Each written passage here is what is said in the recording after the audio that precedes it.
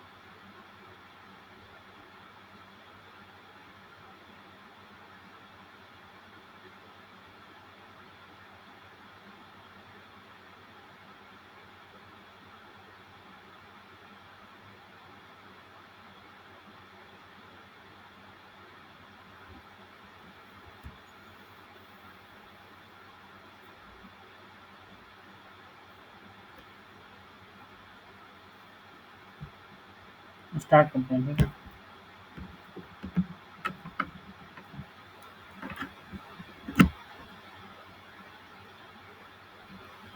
Start करते हैं, ठीक है।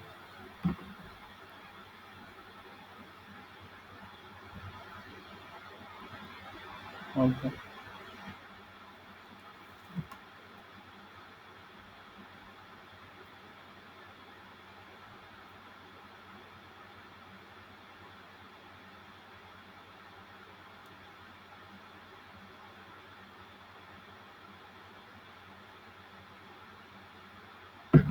एक दिन मैंने एक क्वेश्चन डिस्कस किया था, वो ऐसा क्वेश्चन था कि क्वेश्चन नंबर बता देता हूँ।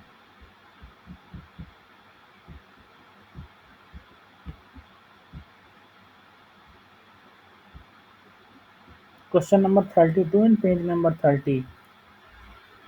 Question number 32 page number 30। इस क्वेश्चन को मैंने किया था, मैंने बताया था कि ये बर्नौली बन रहा, लेकिन ये बर्नौली नहीं था, वन मिस्टेक हुई थी। क्वेश्चन 32, इसमें एक कंडीशन क्या दिया है कि एक्सपेक्टेशन ऑफ ई के power minus x less infinite, और एक्स एक ऐसा रैंडम वेरिएबल है जो कि रियल वैल्यूड रैंडम वेरिएबल, ठीक है। एक्स दिया रियल वैल्यूड रैंडम वेरिएबल, ठीक है। और एक कंडीशन हमारे पास गिवन है, एक्सपेक्टेशन ऑफ ई के power x is equal to e के power expectation of x. Okay. तो अब हम इस कंडीशन का यूज करके अपना एक्स की जो रेंज है वो पता करेंगे, ठीक है। तो इसका यूज करके इस एक्सपेक्टेशन ऑफ ई के पावर एक्स को मैं अगर दोनों तरफ एल एन ले लूँ, लाग ले लूँ, तो लाग एक्सपेक्टेशन ऑफ ई के power x this is equal to expectation of x. Okay. अब एक्सपेक्टेशन ऑफ ई के पावर एक्स को ओपन करो, तो एल एन सपोज करो एक्स एक ऐसा रैंडम वेरिएबल है जिसका पीडीएफ एफ है, इसका पीडीएफ एफ है, इसका पीडीएफ एफ है, ठीक है। तो ई के पावर एक्स एंड इसकी वैल्यू मान लो रियल नंबर, रियल वैल्यू है तो आर पे आ जाएगा ये, ठीक है। ई के power x f d x is equal to r पे जाएगा and x f d x. Okay. तो मैंने बोला था कि यहाँ ये बताओ एक्स की कौन कौन सी वैल्यू हो सकती है जिसपे ये दोनों इक्वल हों। तो पहले हमने एक चेक किया था कि एक्स इक्वल टू अगर जीरो हो जाए तो ई के पावर जीरो वन हो जाएगा, और इसकी वैल्यू वन, तो लाग वन जीरो और ये zero.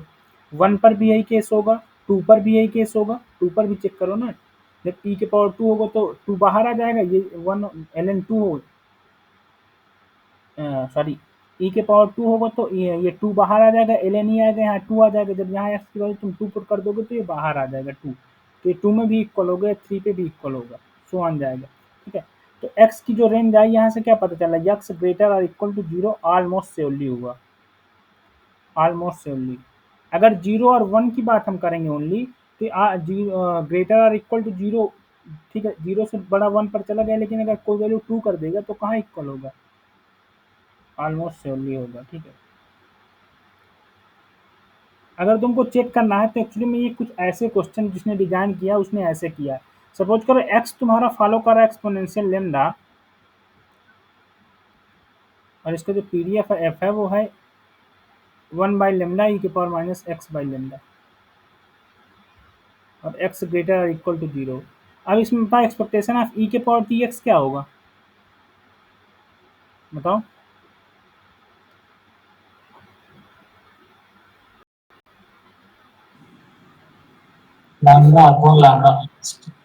One minus t lambda के power minus one. Okay fine.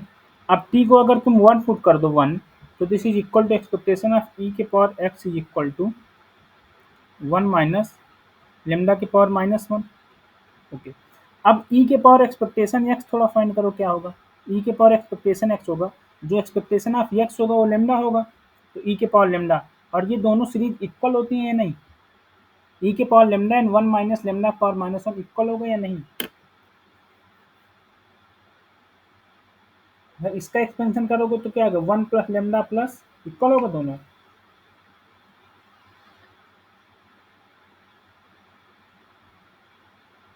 बताओ अच्छा इक्वल होगा या नहीं।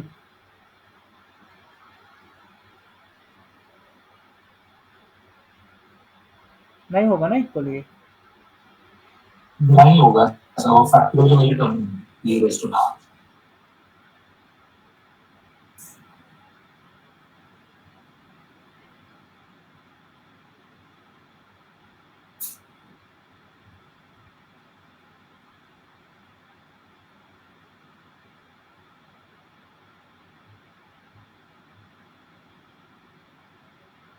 ये दोनों इक्वल नहीं होगा ना। नो सर, नहीं होगा।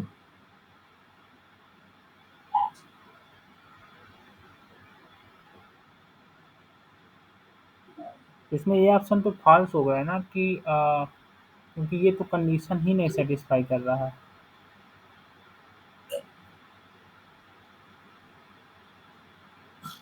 ओके, इस पीडीएफ को नहीं यूज करो, ठीक है, बिकॉज कंडीशन सेटिस्फाई करके ही हम पीडीएफ यूज कर सकते हैं ना। यहाँ से ठीक है, ये इस कंडीशन से तो एक्स की रेंज ये आ गई, लेकिन ये पीडीएफ नहीं हो सकता, एक्सपोनेंशियल नहीं हो सकता वो।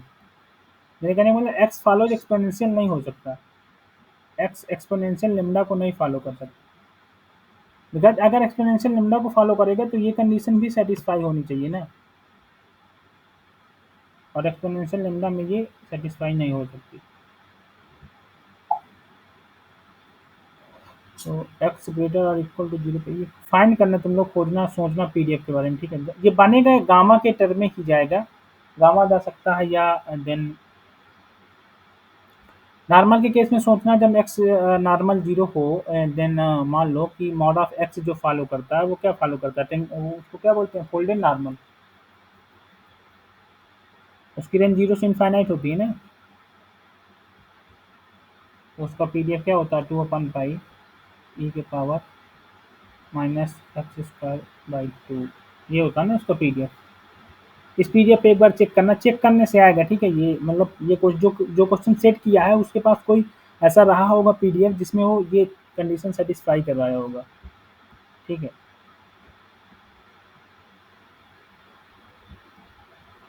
तो और बाकी सारे ऑप्शन तो हो ही गए थे, बाकी इसमें x greater equal zero almost surely होगा, इसलिए हेतु है यहाँ पर एक्स की रेंज ये होगी, ठीक है।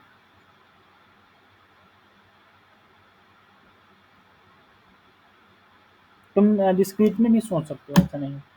ठीक है, इसके आगे नेक्स्ट क्वेश्चन पे, हाँ ये क्वेश्चन मैंने बोल दिया था नो रिजल्ट है, लेकिन फिर भी बता देता हूँ। 34 नंबर क्वेश्चन है, इसको बता देते हैं, ठीक है। कह रहा है एक्स फॉलो कर रहा है exponential with mean lambda, sorry with mean 1/λ, with mean 1/λ, and जो y है वो फॉलो कर रहा है exponential with mean 1/μ, okay. And x and y are independent है और lambda not equal to mu है। x और y इंडिपेंडेंट है, x and y are independent,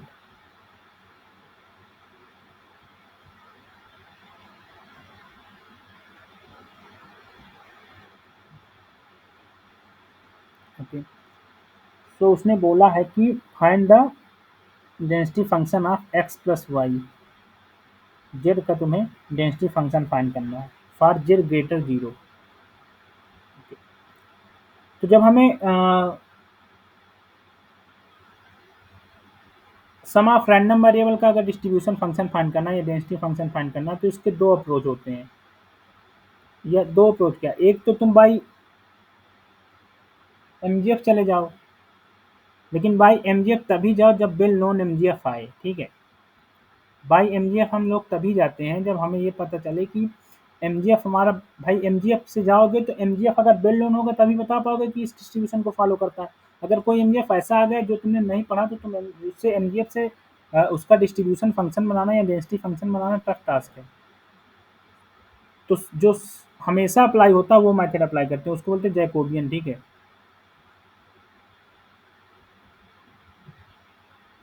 Jacobian.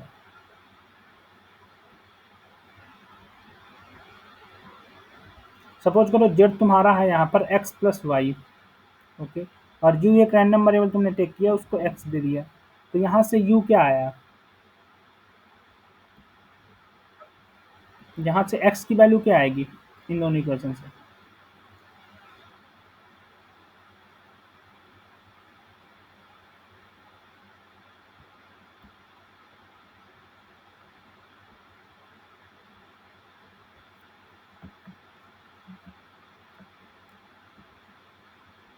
यहाँ से y जो आएगा वो y क्या होगा, z minus u. Okay, y equal to z minus u. Okay, अब मुझे बताओ इसका जैकोबियन क्या होगा। जैकोबियन ऑफ, हम ट्रांसफर कहाँ से कर रहे हैं, डी एक्स कामा वाई से d of z comma u. इसका जैकोबियन क्या होगा, d x by d z, d x by d z and d y by d z, d x by d u, d y by d u. इसका Jacobian जो आएगा वो क्या होगा, d x by d z, x को z के respect में, 0 1, Y को जेड के रिस्पेक्ट में, वाई को जेड के रिस्पेक्ट में, एक्स को यू के रिस्पेक्ट में 1 एंड वाई को यू के रिस्पेक्ट में -1। इसका जैकोबियन 1 आएगा। ठीक है, जैकोबियन इसका 1 हुआ। अब हम क्या करते हैं कि f of z comma u लिखेंगे, जो वो क्या लिखेंगे, f of x comma y into Jacobian of f of x comma y क्या होगा, एक्स और वाई इंडिपेंडेंट है तो f of x comma y हो जाएगा f x into f y. Okay, तो ये हो जाएगा तुम्हारा लेमडा ई के power minus lambda x and mu e के power minus lambda mu. Okay, ये हो जाएगा तुम्हारा लेमडा म्यू ई के power minus mu y e के power minus lambda x plus mu y. Okay,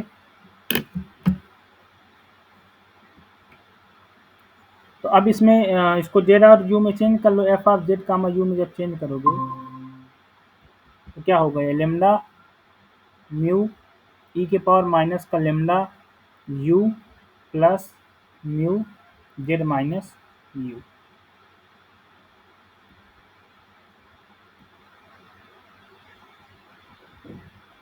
बोलो यही होगा। ठीक है, तो अब इसमें रेंज देखो, इसकी रेंज क्या होगी, इसमें जेड ग्रेटर 0 होगा। लेकिन अब इसकी अगर हमें एफ ऑफ जेड निकालना है, मार्जिनल ऑफ जेड निकालना है, तो हम रेंज क्या लगाते हैं, मार्जिनल ऑफ, अगर मार्जिनल ऑफ जेड चाहिए तो किसकी रेंज लगाते हैं, यू की।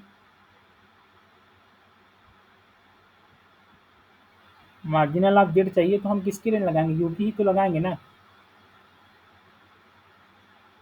तो यू की रेंज क्या होगी, वाई तुम्हारा है 0 से इनफाइनाइट, वाई रैंडम वेरिएबल, और वाई तुम्हारा है Z minus you greater 0।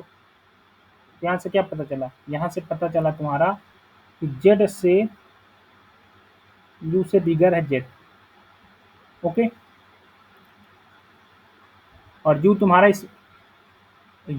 Start, because you तुम्हारा एक्स के इक्विवेलेंट है तो यू तुम्हारा 0 से स्टार्ट होगा, तो यू की रेंज 0 टू जेड जाएगा। ठीक है, तो इस 0 to z f of z comma u d of u, जब इंटीग्रेट कर दोगे तो तुम्हारा आंसर आ जाएगा। ठीक है, आंसर इसमें आएगा तुम्हारा lambda mu divide by lambda minus mu e के power minus mu z minus e के पावर माइनस म्यू।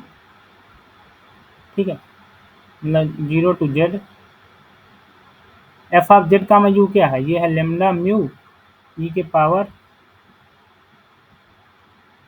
माइनस का लेमडा यू माइनस का लेमडा यू एंड माइनस का म्यू जेड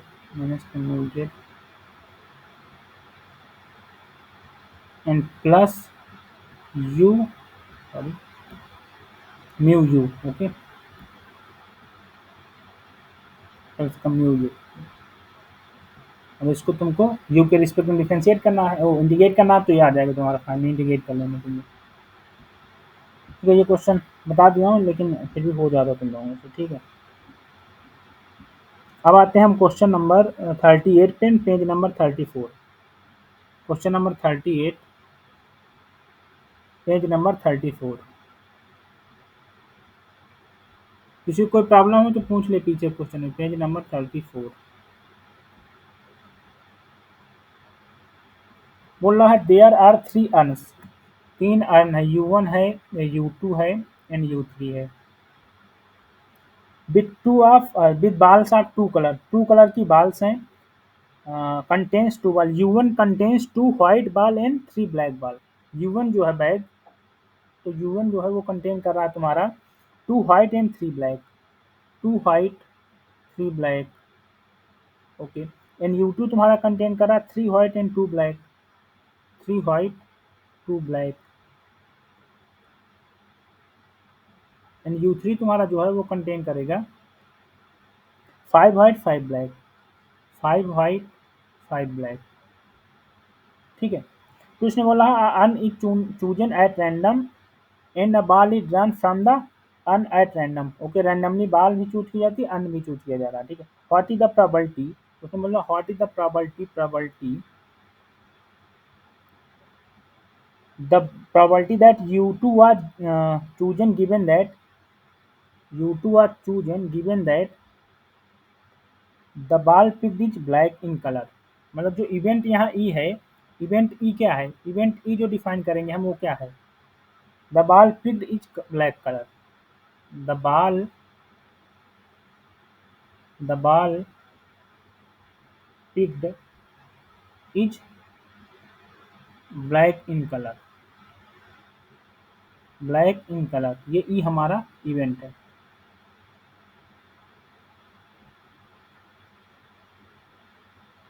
ये गिवन है, ठीक है। तो प्रोबेबिलिटी ऑफ U2, अब पहले मैं कहता हूँ probability of U1 U2 U3 क्या होगा, ये क्या होगा, प्रोबेबिलिटी ऑफ U1 या UI कह दो, probability of U1 and probability of U2 and probability of U3। भाई 3 बैग है, तीनों को इक्वली लाइकली ही चूज करेंगे ना, तो इनकी 1/3 होगी तीनों की प्रोबेबिलिटी। 3 बैग है, तीनों को इक्वली लाइकली चूज करेंगे तो 1/3 ही तो होगी प्रोबेबिलिटी। अब हमें फाइंड करना है probability of U2 given E। तो इसमें बेस थ्योरम लगा दो, बेस थ्योरम लगाओगे तो probability of E given U2 into probability of U2 divided by probability of E, and what is the total probability, probability of E equal to total probability। तो इसको find करने के लिए क्या करते हैं, इसको फाइंड करने के लिए जितने सारे इवेंट हैं, this is equal to probability of E given U1 into probability of U1 plus probability of E given U2 into probability of U2 plus probability of E given U3 into probability of U3।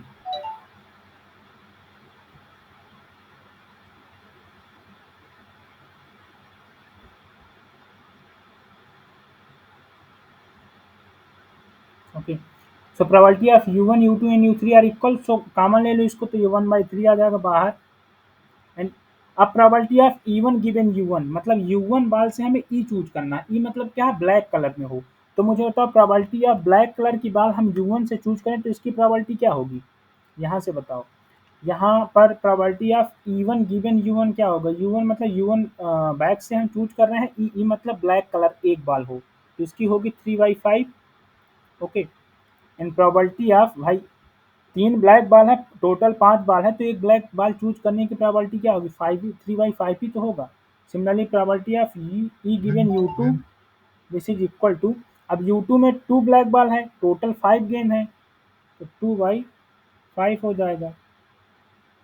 और probability of e given U3 क्या हो जाएगा, U3 में 5 black ball है, total 10 balls हैं, तो ये 5/10 हो जाएगा, ठीक है। तो यहाँ वैल्यू सारी पुट कर दो, तो पहला 3/5 है, सेकेंड 2/5 है, एंड थर्ड तुम्हारा 5/10 है, ओके। जब इसको कैलकुलेट करोगे फाइनली तो ये आ जाएगा तुम्हारा क्या, 3 × 2 2 × 4, तो 6 + 4 10 + 5, ओके, डिवाइड बाई 10 × 1/3। 1/3 को अभी लिखो क्योंकि 1/3 ऊपर भी आएगा तो ये कैंसिल आउट हो जाएंगे, 10 ये 15/10 हो जाएगा, ठीक है। अब अब यहाँ पर वैल्यू पुट करो, इसकी वैल्यू क्या निकाला तुमने, ई गिवन यू टू की वैल्यू क्या आई, इसकी वैल्यू आई 2/, इसकी आई 2/5 इंटू 1/3। नेक्स्ट स्लाइड में कर लें, ठीक है। तो अब फाइनली हमने प्रोबेबिलिटी जो कैलकुलेट करनी है हमको, वो है probability of E, sorry, probability of U2 given E, ये फाइनली कैलकुलेट करना है। तो ये अगर 2/5 जब वैल्यू पुट कर देंगे into 1/3 divide by 15/10, 1/3, 1/3 1/3 by cancel out, और ये 2/5 इंटू 10/15। अब 5 से उसको कैंसिल करो 2, तो 4/15 कोई आंसर है, तो वही हो जाएगा। ओके, किसी को प्रॉब्लम हो इस क्वेश्चन में तो पूछ लेना। नेक्स्ट क्वेश्चन जस्ट इसके नीचे है, 39 है। 39 में करा, late x1 y1 x2 y2 xn yn, जो xi yi है ये तुम्हारा फॉलो कर रहे हैं बाई वेरिएट नॉर्मल, और ये IID है, ठीक है, रैंडम सैंपल है तो IID है। From a by variate normal, ठीक है, नॉर्मल n ऑफ 2 ऐसे हैं, मतलब इसका जो मीन है μ1 है x1 का, एंड y2 का μ2 है, देन सिग्मा 1 है, सिग्मा 2 है, एंड रो है। ओके, फिर कह रहा है डिस्ट्रीब्यूशन में ऑल पैरामीटर अननोन, सारे पैरामीटर अननोन है तुम्हारे। फॉर टेस्टिंग प्रॉब्लम दी है तुम्हारी, h naught rho equal to 0 versus h1 rho not equal to 0। बोला if b use the usual t test, हम यूजुअल टी टेस्ट यूज करना चाहते हैं, यूजुअल टी टेस्ट यूज करेंगे, ठीक है। And your observe sample correlation coefficient is 0, तुम्हारा जो ऑब्जर्व सैंपल कोरिलेशन कोएफिशिएंट है वो 0 है। ऑब्जर्व सैंपल कोरिलेशन कोएफिशिएंट 0 है, मतलब ऑब्जर्व सैंपल वैल्यू जो है वो 0 है।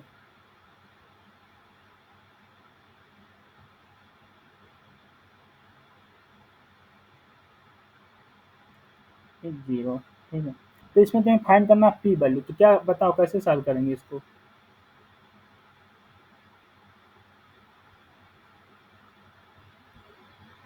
How we will find p value,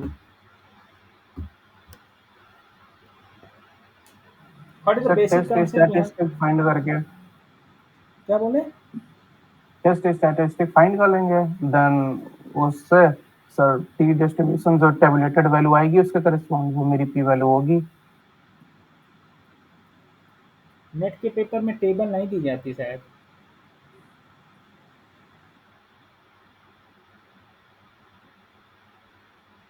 फिर से एक दूसरा मेथड होता है अंडर एच नॉट वाला। अंडर एच नॉट वाला कि अंडर H1 वाला। थोड़ा सा कंफ्यूजन है मुझे सर, एच नॉट याद था। अंडर H1 होता है, ठीक है। जो ओके टेस्टिंग ओके नहीं है तुम्हारी, ये टेस्टिंग है तुम्हारी,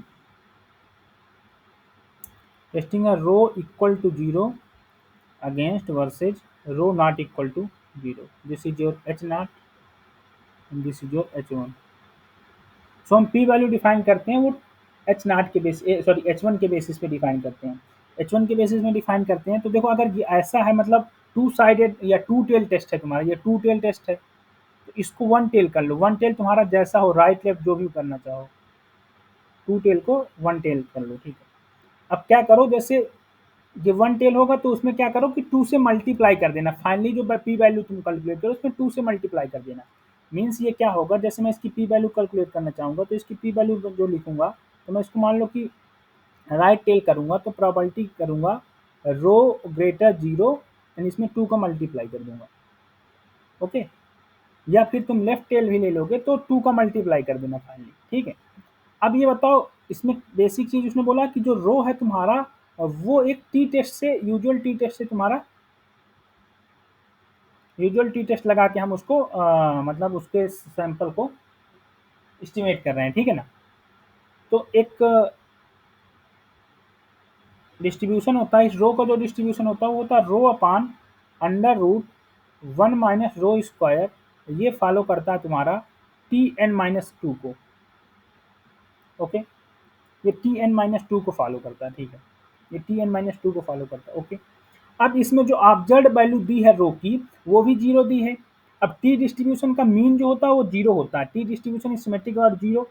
तो ये बताओ मुझे, देखो इसने सिंपल सा फंडा क्या लगाया, उसने क्या किया कि उसने पूछा 2 इंटू। देखो जब ऐसा क्वेश्चन आ जाए ना तो कुछ नहीं करना, डिस्ट्रीब्यूशन पता हो या ना पता हो, यहाँ कुछ डिस्ट्रीब्यूशन का लॉजिक नहीं लगना। देखो यहाँ ये 0 है, अगर तुम टी टेस्ट लगाओ या जेड टेस्ट लगाओ, ठीक है, टी टेस्ट अगर उसने बोल दिया है, जब तुम इसमें टी टेस्ट लगाओगे तो टी टेस्ट का मीन भी 0 होता है या नहीं? बताओ, 0 होता है मीन कि नहीं? टी टेस्ट का कोई भी टी डिस्ट्रीब्यूशन उसका 0 होगा मीन। तो इसमें मीन भी 0 तुम माइनस करोगे तो ऊपर तो 0 क्वांटिटी ही बचेगी या नहीं? ऊपर 0 ही आएगा ना, ऊपर 0 ही आएगा ना क्वांटिटी, और नीचे कुछ भी वेरिएंस आए तुमसे क्या मतलब? 0 को जब नीचे किसी भी वेरिएंस हमेशा ग्रेटर 0 होता है, इक्वल 0 होता है, ग्रेटर और इक्वल टू 0। तो जब तुम इसको 0 से डिवाइड करोगे, ऊपर 0 है तो तुम्हारा क्या हो जाएगा? वेरिएंस इसमें 0 नहीं आएगा क्योंकि बाई वेरिएट करते हैं, ठीक है। तो इसमें जब तुम इसको डिवाइड करोगे 0 किसी पॉजिटिव क्वांटिटी से, मतलब किसी फाइनाइट क्वांटिटी से, तो ये 0 ही जाएगा ना, ओवरऑल 0 जाएगा कि नहीं? बताओ। तो ऐसे क्वेश्चन को करके, मतलब ऐसे क्वेश्चन में एक्चुअली में लॉजिक क्या होता है, वो लोग क्या करते हैं, वो लोग फांस देते हैं कि तुम वेरिएंस फाइंड करो, तुम वो सब फाइंड करो, कुछ नहीं फाइंड करना है। वो अगर 0 बन रहा है ना ऊपर, तो तुम्हें कुछ नहीं करना, तुम्हें इसमें सीधे लिख देना 2 प्रोबेबिलिटी जेड ग्रेटर 0। भाई ये रो को फाइनली हम जेड ही बनाएंगे ना, इस रो को हम फाइनली जेड बनाएंगे कि नहीं? इसके मीन एंड वेरिएंस का डिवाइड करके बनाएंगे या नहीं? Yes sir.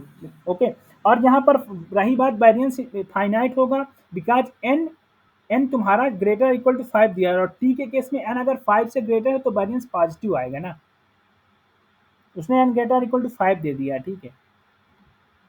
तो ये फाइनली जेड ही जाएगा, आज एन टेंड्स टू इनफाइनाइट, ये जेड ही जाएगा ना। तो जेड ग्रेटर 0 हाफ होता है, तो 2 इंटू हाफ, तो इसकी जो पी वैल्यू आ जाएगी वो 1 आ जाएगी।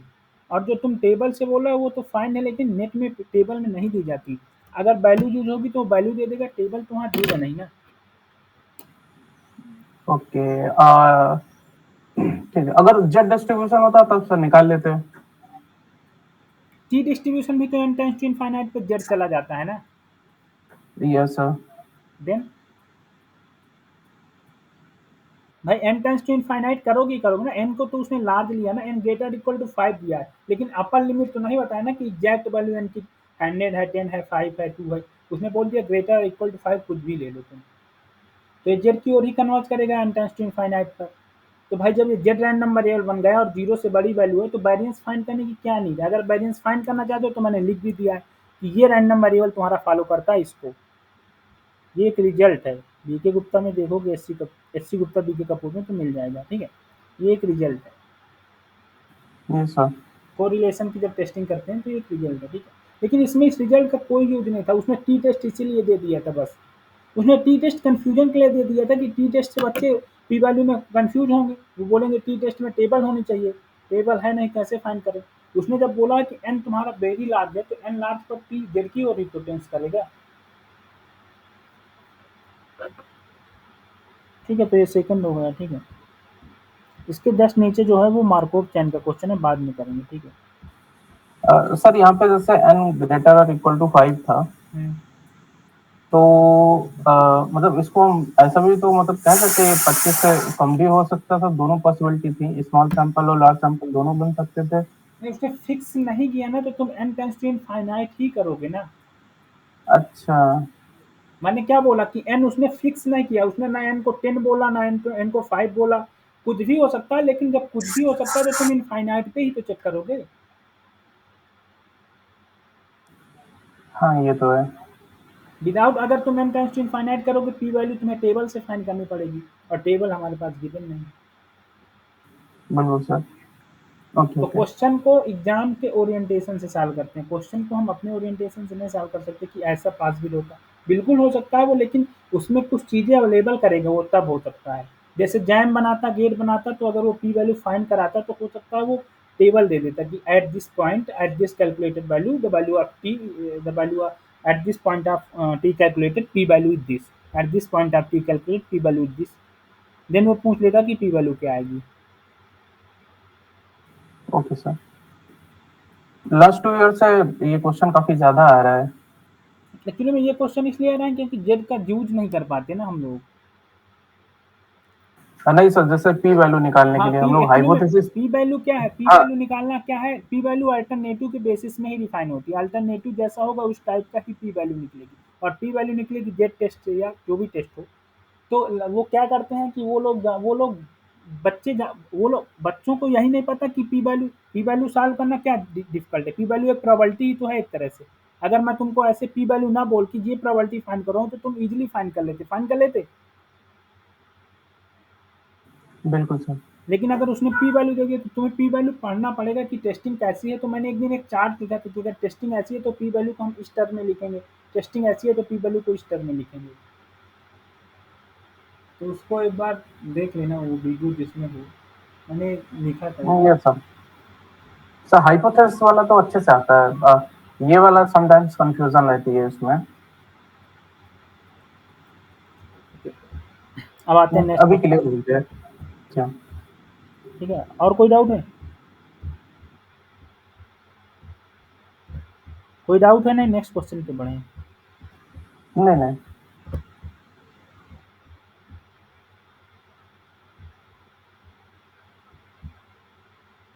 43 क्वेश्चन है वो इनोवा का क्वेश्चन है, बाद में करेंगे। 44 क्वेश्चन है मार्कोव चेन है, इसको स्टोकास्टिक से बाद में करेंगे। 45 क्वेश्चन है वो है प्रोबेबिलिटी एंड स्टैटिस्टिक्स है। Question number 45 and page number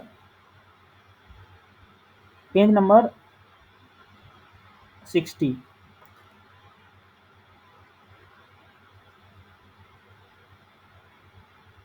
page number 60, ठीक है। बोला कि अ रैंडम वेरिएबल, सॉरी, अच्छा यही क्वेश्चन है, ठीक है। बोला random variable t has a symmetric distribution if t and minus t has same distribution. बोला t has a symmetric distribution,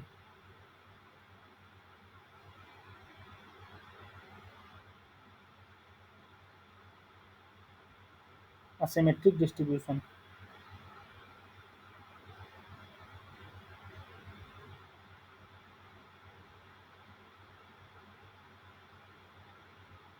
if t and minus t are t is equal in distribution to minus t, okay,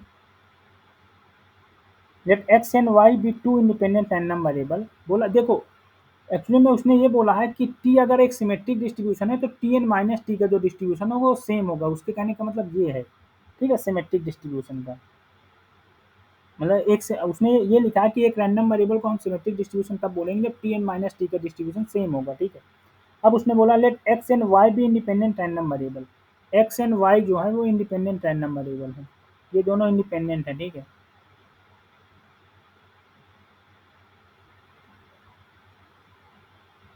then उसने बोला which of the following statement are correct. पहला statement उसने बोला है x and y have the same distribution.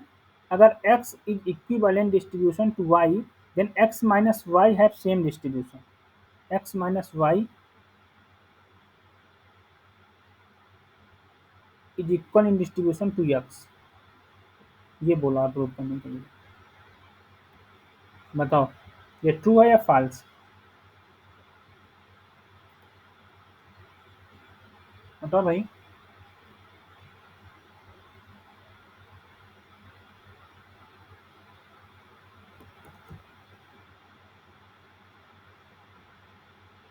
Sorry, x minus y has a symmetric distribution, sorry symmetric distribution पूछा है उसने, same नहीं। Has a symmetric distribution, has a symmetric distribution, has a symmetric distribution. Symmetric distribution मतलब उसने पहले define कर दिया कि हम सिमेट्रिक डिस्ट्रीब्यूशन किसे कहेंगे।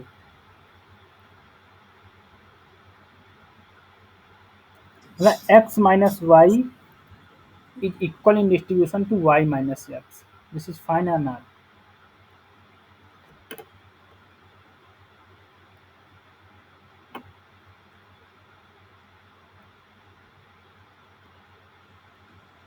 Yes, sir, true. ये ट्रू होगा because x is equal in distribution to y।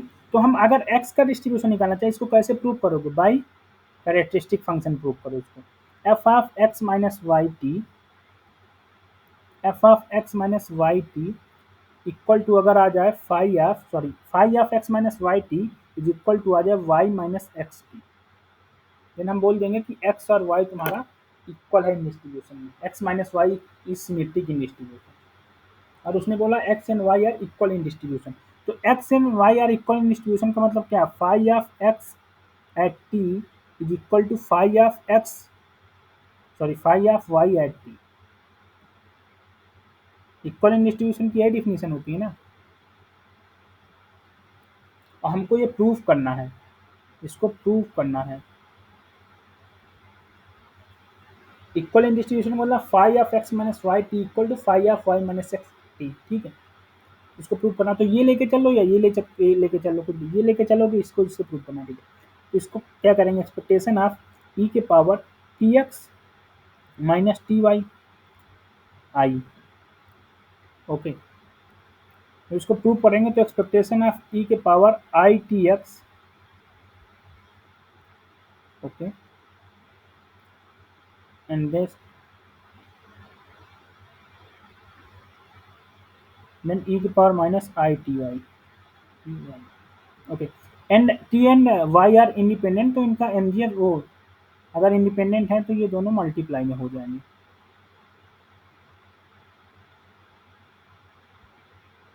Okay, यहाँ माइनस टेन कर। तो अब क्या है कि ई के power i t x and e के power minus i t y. Okay, so this is nothing but this is the phi of x t and this is the phi of y at minus t. Okay, fine. So this is nothing but phi of x t,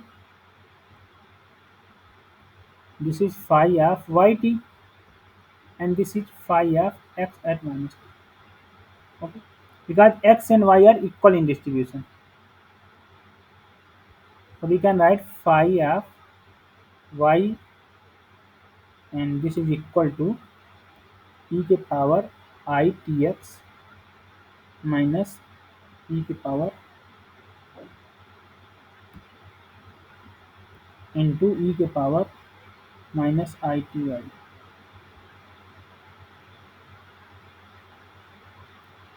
sorry, e के power i T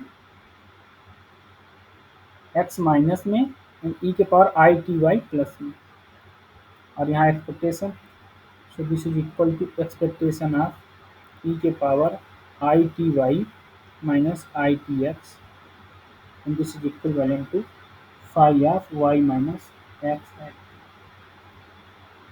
okay, तो proof हो गया। कोई किसी को doubt हो तो पूछ ले।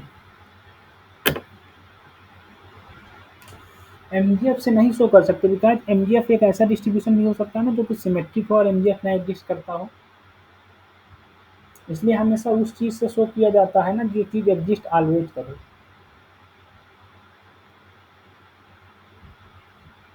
एमजीएफ से अगर इसको तुम शो करने लगोगे तो एमजीएफ तुमको एक्स का डिस्ट्रीब्यूशन तो पता नहीं, वाई का डिस्ट्रीब्यूशन तो पता नहीं, लेकिन एग्जाम्पल ऐसा हम फाइंड कर सकते हैं कि जो सिमेट्रिक हो बट उसका एमजीएफ ना एग्जिस्ट करता हो।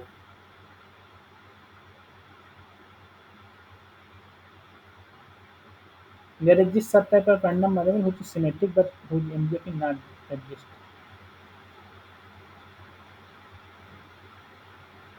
पहला पार्ट होगा, सेकेंड पार्ट, थर्ड पार्ट भी ट्रू होगा।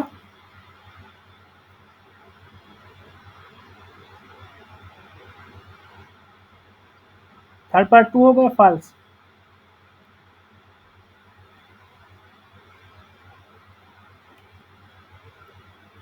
सेकेंड पार्ट में आते हैं, सेकेंड पार्ट ट्रू होगा या फॉल्स? सेकेंड पार्ट बोला उसने कि x follows normal 3, 1 and y follows normal 2, 2 then उसने बोला 2x minus 3y has asymmetric distribution. तो ये ट्रू होगा या फॉल्स?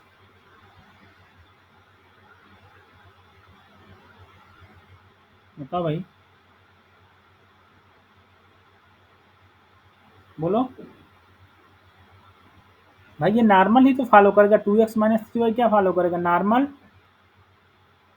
6 माइनस 0 फॉलो करेगा, नॉर्मल 0 का वेरिएंस क्या होगा इसका? 4 माइनस सॉरी 4 प्लस 9 इंटू 2 तो 22 होगा ना, ये वेरिएंस इसका यही होगा ना। तो नॉर्मल 0 का 22 एक सिमेट्रिक डिस्ट्रीब्यूशन ही तो है कि नहीं है सिमेट्रिक?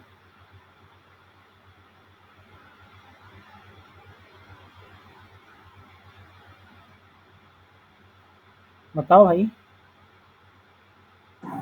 है सर। नहीं सर। थर्ड पे आते हैं। थर्ड बोला उसने एक्स एंड वाई है सेम सिमेट्रिक डिस्ट्रीब्यूशन। अब बोला एक्स एंड वाई के सेम डिस्ट्रीब्यूशन है, सिमेट्रिक भी है same symmetric distribution, same symmetric distribution.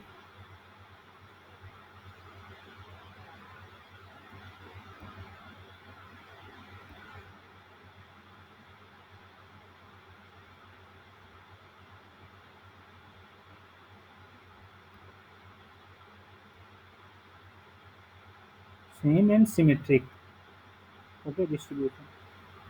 तो हमको प्रूव करना है कि phi of x plus y this is equivalent to phi of x plus y minus t. ये प्रूव करना, बिकॉज हमको प्रूव करना है x plus y is equal in distribution to minus x plus y. भाई उसने symmetry का जो definition दी है यही है ना।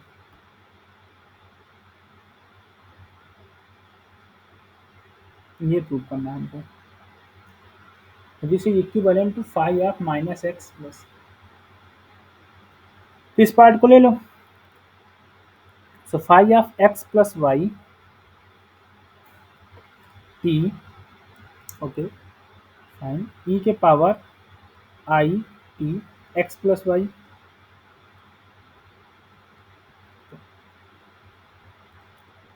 And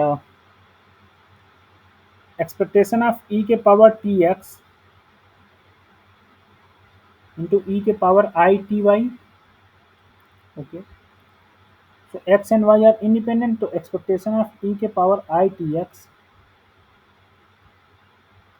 into expectation of I t y। अब उसने बोला x and y है सेम सिमेट्रिक डिस्ट्रीब्यूशन।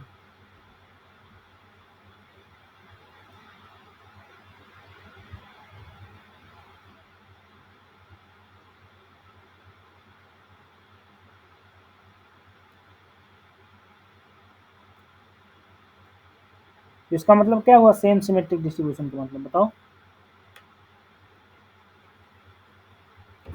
सर दोनों सेम है एक्स एंड वाई, तो स्क्वायर हो जाएगा किसी एक का।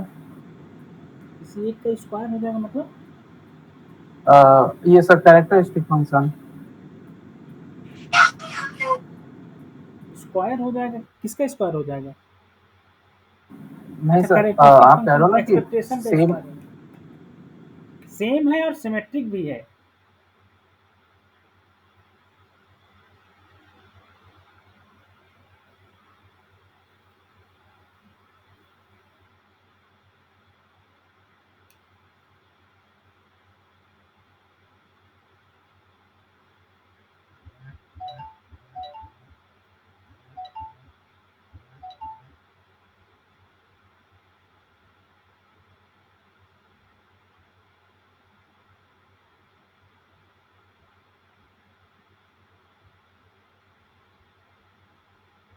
बताओ भाई, सेम और सिमेट्रिक का मतलब नहीं समझे।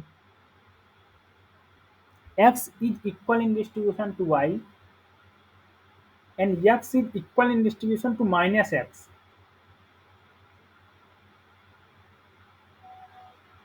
and y is equal in distribution to minus y okay।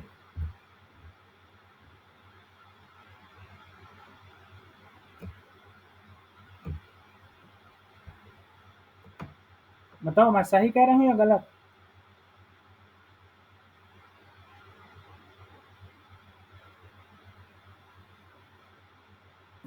Yes सही है। तो क्वेश्चन में दिया भी है यही, जो सिमेट्री की डेफिनेशन है।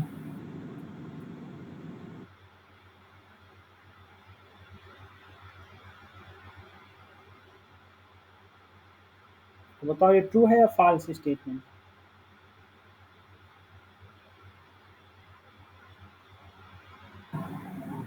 फिर तो ट्रू होना चाहिए सर।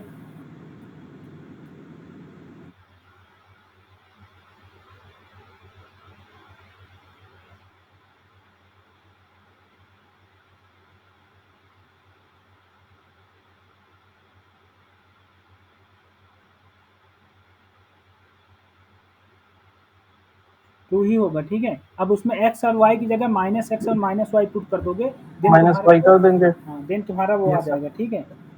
अब यस फोर्थ सर। ऑप्शन कैसे ट्रू करेंगे बताओ?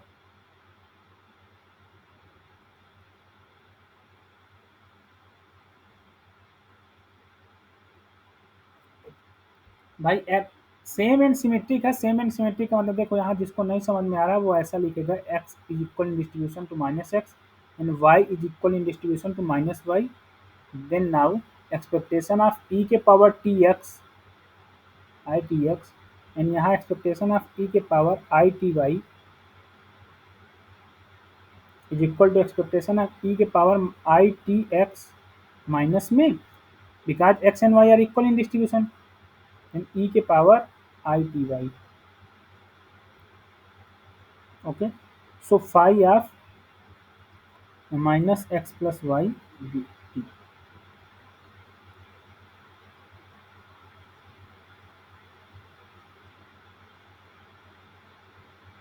ओके, अब आते हैं फोर्थ में। फोर्थ क्या कह रहा है कि if x has a symmetric distribution, fourth यही है ना?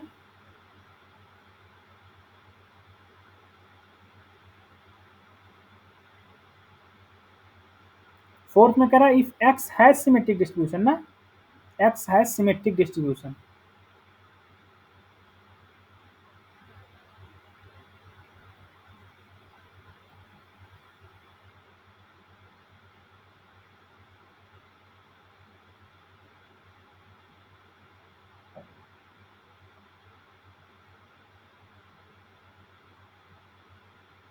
If x has symmetric distribution, then x and xy has symmetric distribution.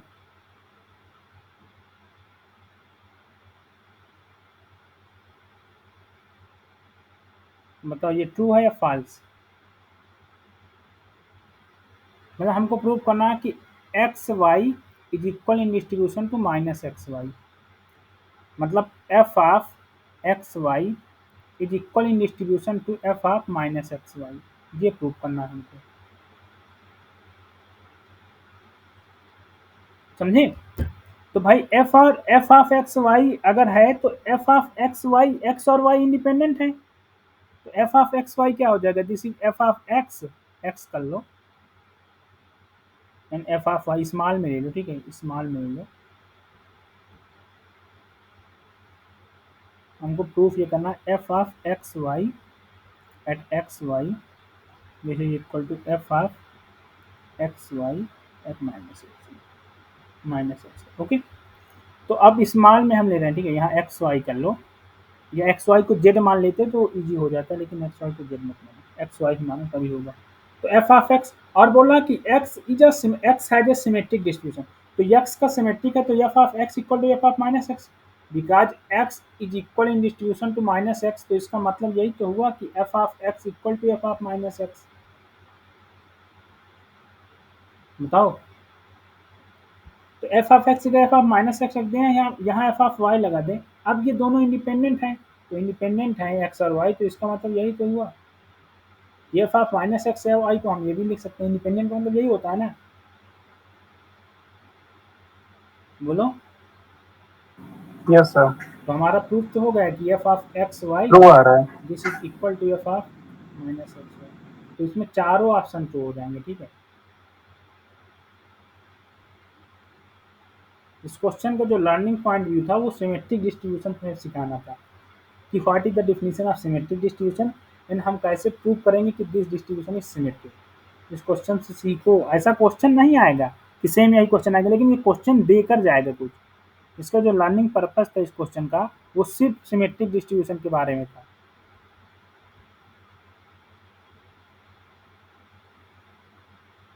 इस क्वेश्चन की जो लर्निंग थी वो थी सिमेट्रिसिटी ऑफ डिस्ट्रीब्यूशन या सिमेट्रिक डिस्ट्रीब्यूशन।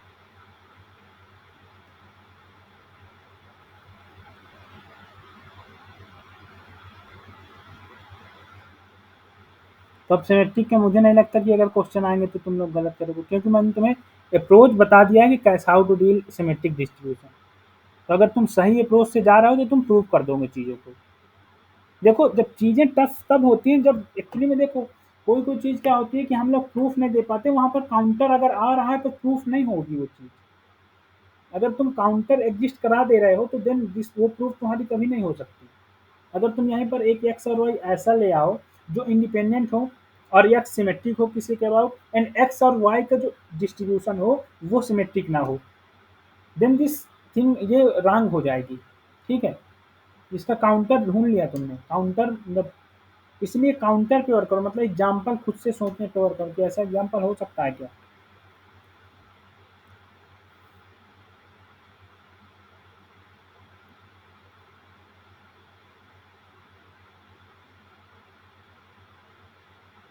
अब जस्ट इसके नीचे है, इसके नीचे जो है वो पहले उसमें मैं तुम्हें कुछ चीज़ बता देता हूँ।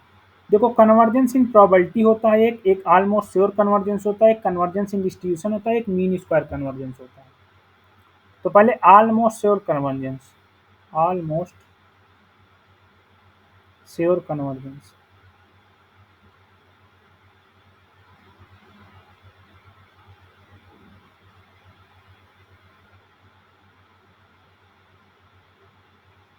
यहाँ mean square convergence, convergence in mean या मीन स्क्वायर।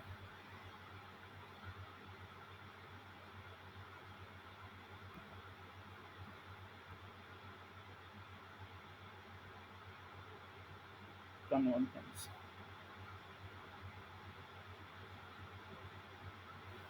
फिर होता है कन्वर्जेंस इन प्रोबेबिलिटी, कन्वर्जेंस इन प्रोबेबिलिटी। फिर होता है तुम्हारा कन्वर्जेंस इन डिस्ट्रीब्यूशन,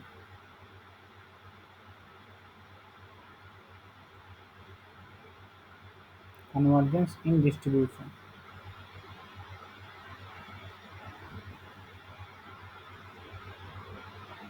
तो देखो, इससे हम यहाँ आ सकते हैं, इससे हम यहाँ आ सकते हैं,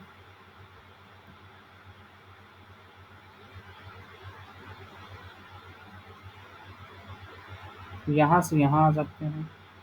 ठीक है ना। इसका सिंबल होता है एएस, इसका सिंबल होता है कन्वर्जेंस इन मीन या ई के पावर आर करेंगे। ठीक है, एलपी नॉर्म होती है एक्चुअली में, एल के पावर पी होता है। ठीक है, या एल के पावर आर है, और ये होता है पी, और इसका जो होता है वो होता है नोटेशन डी। पी पर ये पी पर मतलब ऐसे लिखेंगे, ऑलमोस्ट श्योर लिखेंगे, यहाँ यहाँ डी लिखेंगे।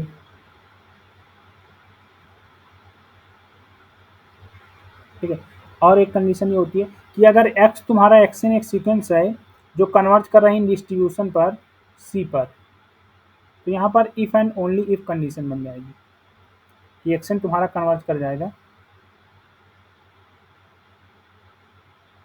सी पर। लेकिन अगर तुम्हारा एक्शन कन्वर्ट कर रहा है इन प्रोबेबिलिटी सी पर, सॉरी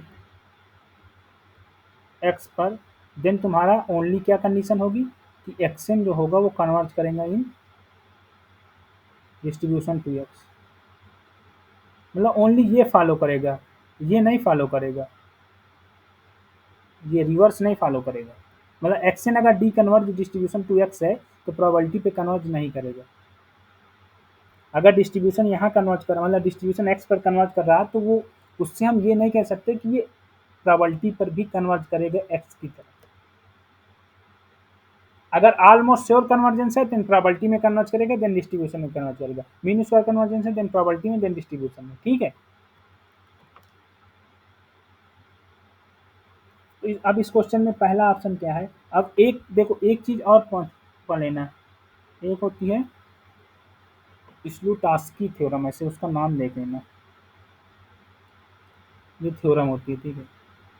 ये थ्योरम होती है तुम्हारी, ये थ्योरम बताती है कि एक्सन अगर तुम्हारा कन्वर्ज है इन डिस्ट्रीब्यूशन पर, in distribution to x, and x n तुम्हारा कन्वर्ज करा प्रोबेबिलिटी टू सी, तो तुम्हारा जो एक्सन है ये डिस्ट्रीब्यूशन में कन्वर्ज करेगा तुम्हारा, नहीं, इसमें रुको एक मिनट, इस थ्योरम का सही था सर। एक्स प्लस सी पर कन्वर्ट करेगा, नहीं यस सर। सर जो एडिशन और सब्सट्रैक्शन होता है सोलेस्की को एग्जिस्ट करते हैं, इन जनरल नहीं करते हैं डिस्ट्रीब्यूशन नहीं, में। वो गलत लिख रहा था मैं, गलत इसलिए था इन सेंस में, मैं एक्चुअली में क्या लिख रहा था कि ये बोल रहा था, तुम ये बोल रहे थे ना कि एक्सन अगर converge in distribution to x है, एंड एक्सन तुम्हारा converge in probability to c है, मैं ये लिखना चाह रहा था, मुझे कन्फर्म नहीं है actually. Hello sir. X plus c हो, ऐसा नहीं होता यार, ये गलत लिखा है, एक मिनट वेट करो। हेलो। हाँ बोलो। सर ये बाइलियन होगा। क्या हुआ? ये जो प्रोबेबिलिटी वाला है ये एक दूसरा हमारा सर सीक्वेंस है, ये ये शायद बाइलियन डिस्ट्रीब्यूशन होगा। बाइयन होगा। सर आपने दोनों में एक्शन लिखा है, x n in distribution to x और x n in distribution to c आपने किया हुआ है। अच्छा, तो तुम कह रहे हो यहाँ वाइयन होगा। Yes sir. तो सर इसका एडिशन और सब्सट्रैक्शन जो होगा वो इन नहीं। डिस्ट्रीब्यूशन होगा सर, अच्छा, इन इसका दोनों का। एडिशन एंड सब्सट्रैक्शन जो होगा converge in distribution and converge in probability, इसका जो, अब तुम क्या बोल रहा है कि जो इसका एडिशन होगा, यस सर, और सब्सट्रैक्शन वो इन डिस्ट्रीब्यूशन होगा उन दोनों के। हाँ ये तो पॉसिबल है, यस सर। बिकॉज यहाँ ये अगर कन्वर्ज इन प्रोबेबिलिटी है तो कन्वर्ज इन डिस्ट्रीब्यूशन में चला जाएगा, तो दोनों का डिस्ट्रीब्यूशन में कन्वर्ज है, तो दोनों ये पॉसिबल है। Yes sir. सोलेस्की।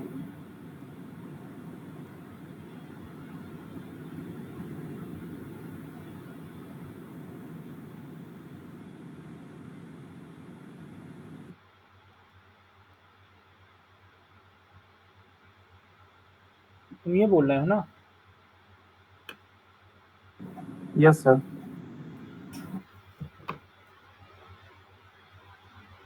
मेरे हिसाब से अब ये नहीं पॉसिबल होगा।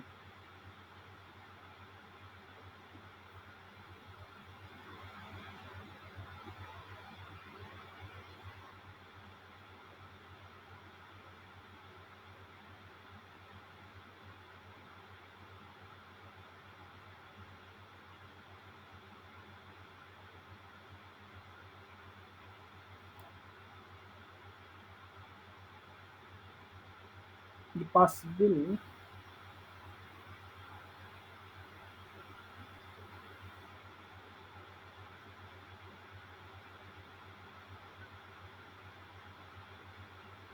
ये पॉसिबल है ना? हाँ, एडिशन होगा, सब्ट्रैक्शन नहीं। नहीं, सारा होता है, एडिशन भी होगा, सब्सट्रैक्शन नहीं होगा, एडिशन होगा, मल्टीप्लिकेशन होगा, डिवाइड होगा ना,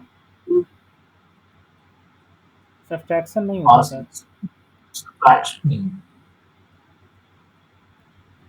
लेकिन ये चीज़ बताना,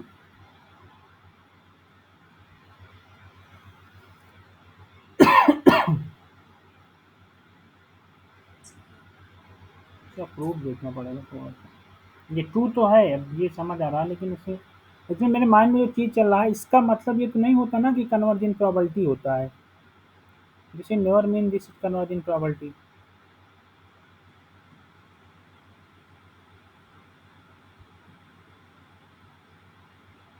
अगर ये कन्वर्ज इन प्रोबेबिलिटी नहीं है तो ये कन्वर्ज इन डिस्ट्रीब्यूशन, हाँ हो सकता है, हो सकता है।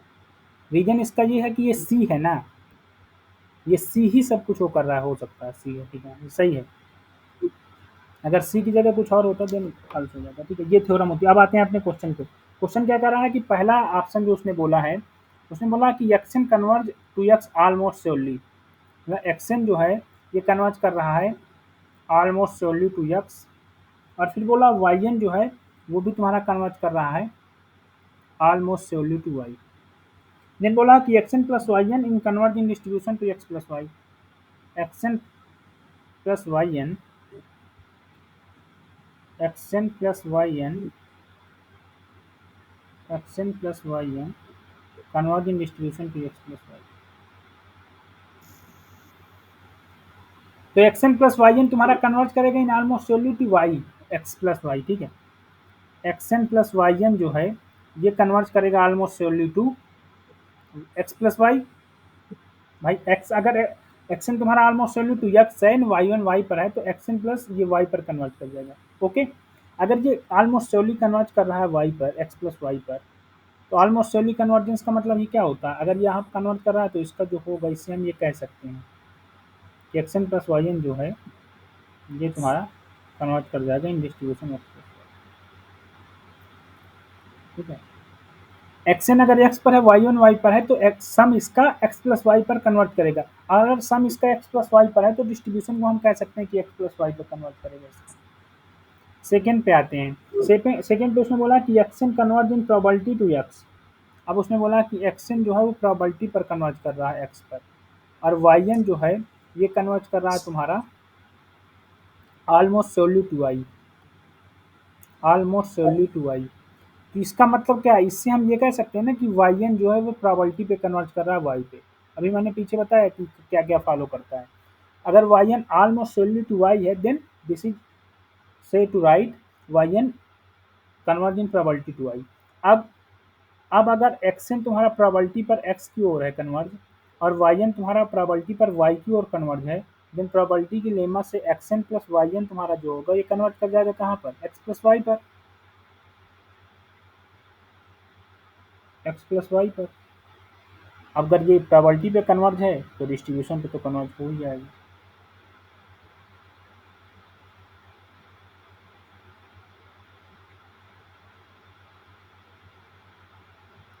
थर्ड उसने बोला कि converge in probability to converge in distribution. तो ये थर्ड हो गया इसमें। थर्ड, ये थर्ड ही है एक तरह से, ये चीज थर्ड ही लिखी है। ठीक है, ठीक है, थर्ड हो गया, मतलब ये सेकंड हो गया, या थर्ड यहाँ से स्टार्ट है एक तरह से, मतलब सेकंड में थर्ड का यूज करके हमने बताया। ठीक है, तो थर्ड हो गया। अब आते हैं फोर्थ में। फोर्थ में कह रहा है वो कि एक्सन तुम्हारा डिस्ट्रीब्यूशन में कन्वर्ज है एक्स पर, एंड वाई एन तुम्हारा जो कन्वर्ज है डिस्ट्रीब्यूशन पे कन्वर्ज है वाई पर, then x n plus y n converge in distribution x plus y.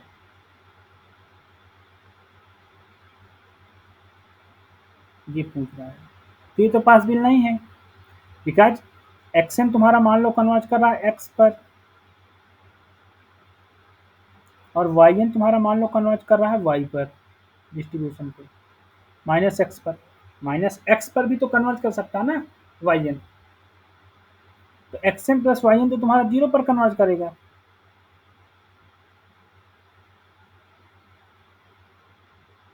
ये तो जीरो पर कन्वर्ट करेगा, डिस्ट्रीब्यूशन कन्वर्ट करना चाहिए, लेकिन ये तो इसका डिस्ट्रीब्यूशन जो है वो ये तो कर रहा है जीरो पर कन्वर्ट करेगा ना रैंडम वेरिएबल। तो ये कंट्राडिक्शन हो गया ना।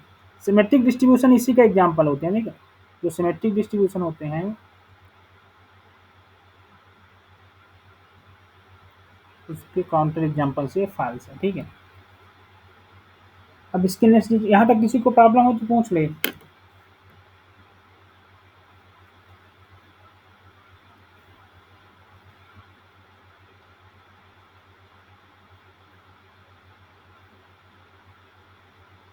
बताओ भाई। No sir. अब इसके नीचे क्वेश्चन 50 पे आ जाओ। क्वेश्चन नंबर 50,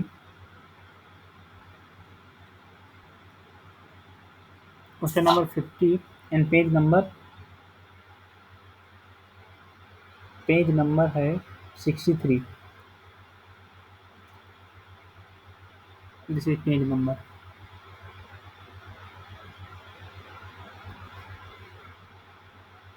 कह रहा है कि expectation of x i equal to zero and variance of, पहले तो एक्स आई एक सीक्वेंस है, i i d random number है। I greater or equal to 1. This is a IID observation.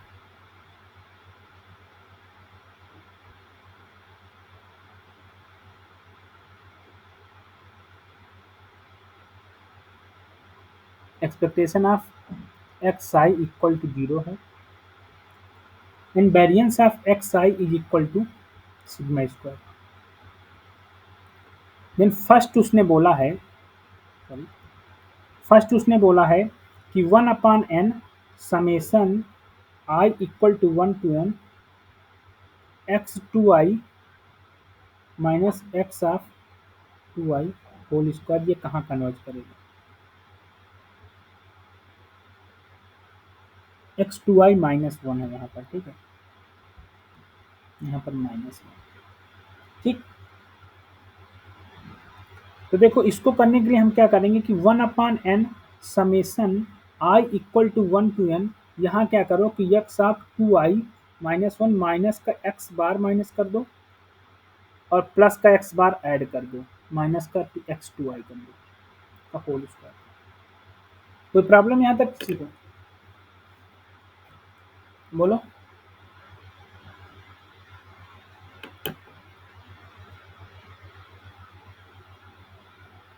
कोई प्रॉब्लम है यहाँ पर किसी को? हाँ सर।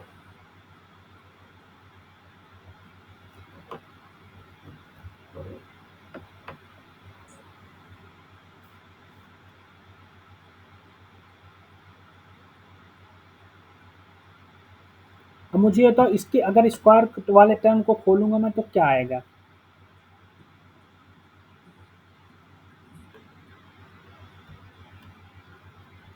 अगर मैं अंदर वाले को खोलूँ 1/n समेशन ऑफ आई, यहाँ i लिख दो, यहाँ x2i -1 माइनस x बार plus x bar minus x2i। अगर इसको मान लो कि ये कैपिटल A है, ये कैपिटल B है, तो a प्लस बी का होल स्क्वायर लगा खोलूँ तो क्या आएगा? ये आएगा 1/n summation i and x2i -1 minus x bar whole square plus ये आएगा तुम्हारा 1/n को बाहर ले लो, ये आएगा summation of i equal to 1 to n x bar minus x2i whole square. Okay fine, plus आएगा 2 summation of x2i minus x bar and x bar minus x2i। बताओ कोई प्रॉब्लम किसी को?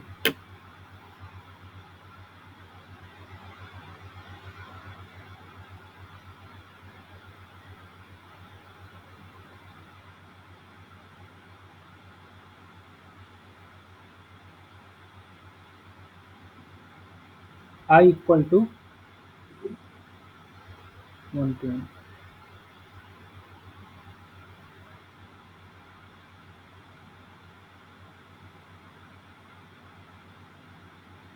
ओके, अब क्या बताओ, अब मुझे बताओ कि x i minus x bar summation i equal to 1 to n ये क्या होता है?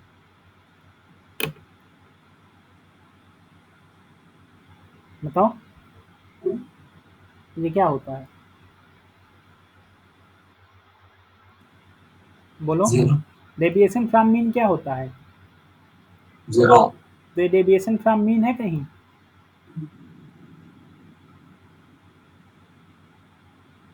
बोलो डेविएशन फ्रॉम मीन है क्या किसी केस में?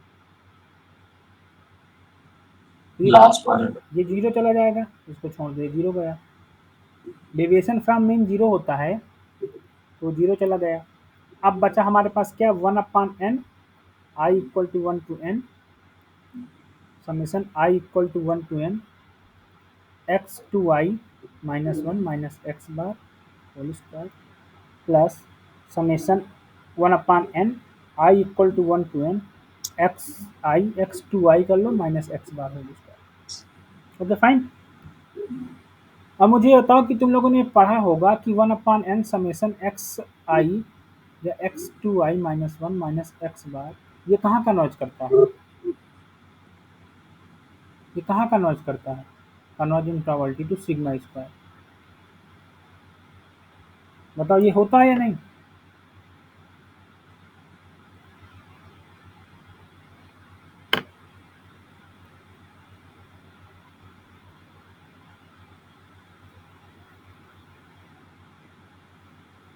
बोलो।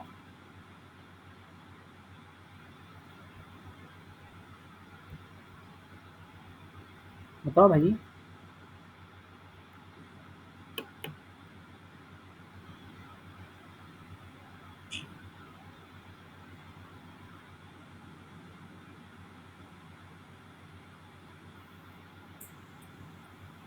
इतनी फंडामेंटल थ्योरम, ये एक फंडामेंटल थिंग होती है जब हम कंसिस्टेंसी स्टार्ट करते हैं। तो अगर हमारे पास एक रैंडम सैंपल है जिसका मीन मीडियन नहीं पता, तो उसमें जो सैंपल मीन होता है वो हमेशा म्यू की ओर कन्वर्ट करता है, बी क्लास लार्ज नंबर कहता है। लेकिन जो इसका सैंपल वेरियंस होता है एक तरह से वेरियंस से सिग्मा स्क्वायर की ओर कन्वर्ट करता है, ये कंसिस्टेंट होता है सिग्मा स्क्वायर के लिए।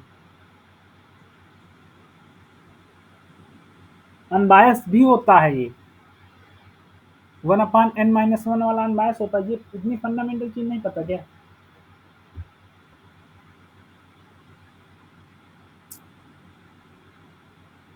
तो ये यहाँ कन्वर्ट करेगा, ठीक है। ये पढ़ो, अगर नहीं पता तो पढ़ लो। इतनी मतलब ये बहुत फंडामेंटल है, मतलब जब तुम कंसिस्टेंसी स्टार्ट करोगे तो वहाँ तुम्हें मिलेगा ये। 2i minus x bar whole square, this is convert in probability to sigma square, ये भी सिग्मा स्क्वायर जाएगा। तो अब दोनों कन्वर्ट प्रोबेबिलिटी सिग्मा स्क्वायर है, तो इन दोनों का एडिशन जो है, जो एडिशन है, मान लो कि ये तुम्हारा एक्सएन है, या तो मान लो तुम्हारा ये Z1 है, सॉरी Zn है, और ये तुम्हारा Tn है। तो Tn प्लस Zn जो है, इन दोनों का जो सम है वो कहाँ कन्वर्ट करेगा? Converging probability to 2 sigma square. Okay, so this is false. This is false for sigma square. This is not consistent for sigma square. अगर इसमें by 2 कर दूं मैं तो ये consistent हो जाएगा।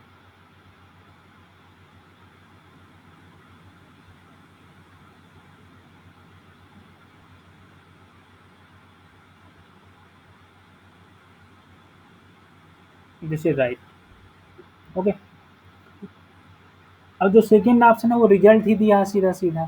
सेकेंड ऑप्शन उसने बोला 1/n summation xi minus x bar whole square is consistent for sigma square, is consistent for sigma square, for sigma square. बताओ ये कंसिस्टेंट होता है? बोलो। Yes, sir. ओके। थर्ड बोला उसने कि 1/n xi square is consistent for sigma square. बताओ ये होगा या नहीं?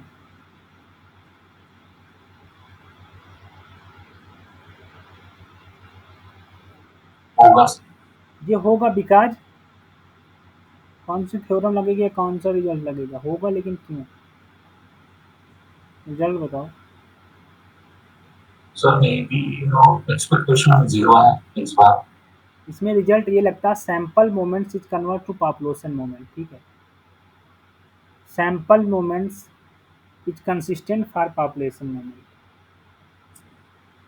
सैंपल मोमेंट ये कन्वर्ज करेगा एक्सपेक्टेशन ऑफ एक्स स्क्वायर को, और एक्सपेक्टेशन ऑफ एक्स 0 है तो फिर वो वेरिएंस हो जाएगा मेरा, right. Sample moments is consistent for population moment.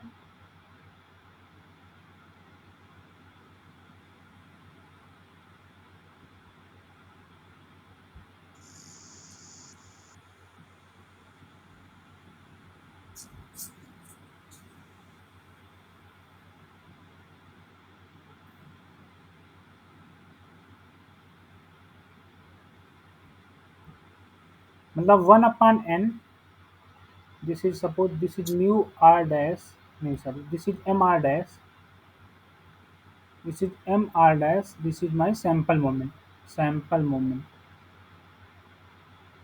sample moment, 1/n summation I equal to 1 to n xi to power r, and this is your population moment mu r dash is equal to 1/n summation of So this is mu r dash, only mu r dash. This is your population moment. Population moment मतलब expectation of x to power r, xi to power r, ठीक है.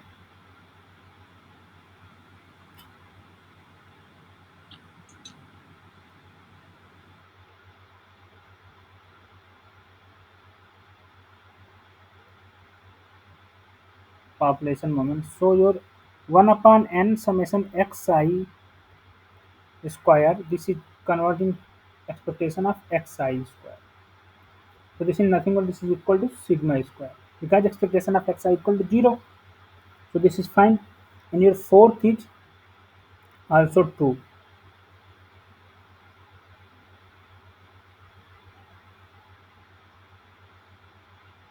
This is converging probability to sigma square. मतलब this is consistent for sigma square.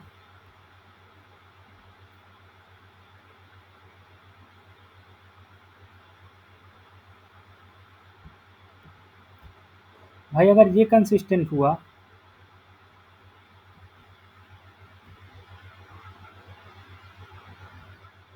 तो ये S N square है और ये S N minus one square है या तो स्मॉल एस भी कहते हैं इसको, ठीक है. अपना समझ लेना, मुझे मुझे एक्चुअली में उसमें कंफ्यूजन रहता है तो मैं इसको एस एन माइनस वन और एस एन से याद किया हूँ, ठीक है.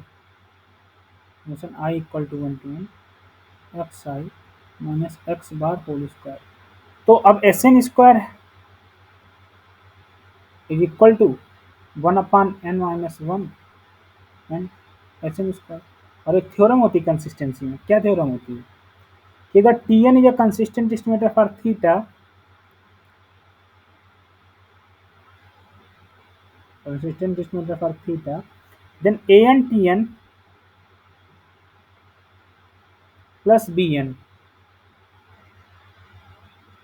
is also consistent estimator for theta if an converges to 1 and bn converges to 0 at n times to infinite. ये थ्योरम क्या शो कर रही है? इस थ्योरम से कुछ पता चल रहा है? ये थ्योरम कुछ और कहना चाह रही है.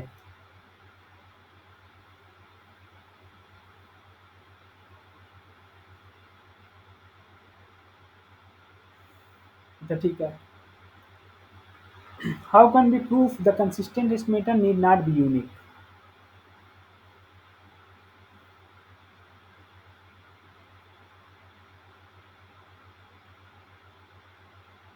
क्वेश्चन समझ में आया? हम कैसे प्रूव करेंगे कि consistent estimator need not be unique?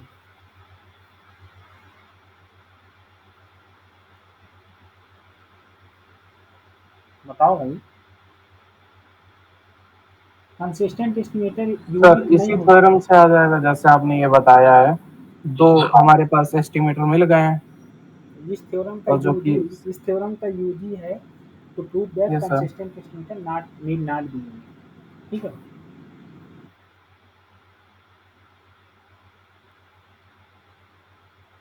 तो अब इसमें बताओ ए एन यहाँ n upon n minus one है. ए एन यहाँ पर है क्या? N upon n minus one. और n upon n minus one n times to infinite पर वन की ओर कन्वर्ट करेगा ना. और बी एन जीरो ही है तो ये तुम्हारा कंसिस्टेंट हो जाएगा सिग्मा स्क्वायर. जिसको समझ नहीं आ रहा वो पूछ ले एक बार, ठीक है. जिसको समझ नहीं आ रहा वो पूछ ले एक बार. क्लियर है सर. क्लियर है. बाकी क्लास अब यहीं पर एंड करते हैं, ठीक है. आगे बाकी नेक्स्ट डे करेंगे, ठीक है. Okay sir. कल तो रहेगी ना? हाँ क्लास अब रेगुलर. एक्चुअली में क्या था, कल हमारे यहाँ थोड़ा सा वेदर कंडीशन सही नहीं चल रहा ना, बिकॉज इस समय अच्छा आंधी अच्छा. तूफान आ जाता है. तो कल मेरे यहाँ लाइट भी चला गया था, नेटवर्क का इशू भी हो रहा है. क्लास रेगुलर रहेगी. सुबह मेरा इंटरव्यू ना हो, क्योंकि अगर मैं इंटरव्यू देने जाऊँगा मे में हो सकता है मैं इंटरव्यू देने जाऊँगा तो क्लास उस समय थोड़ा डिस्टर्बेंस है. Okay sir. संडे को तो ऑफ रहता है ना? संडे को ऑफ रहता है लेकिन अब ऑफ नहीं करूँगा बिकॉज सिलेबस ब्रॉड है और सिलेबस अगर एंड करना है तो संडे को भी क्लास करनी पड़ेगी. Okay sir. ओके. ठीक है. Thank you sir. Thank you, sir. Thank you.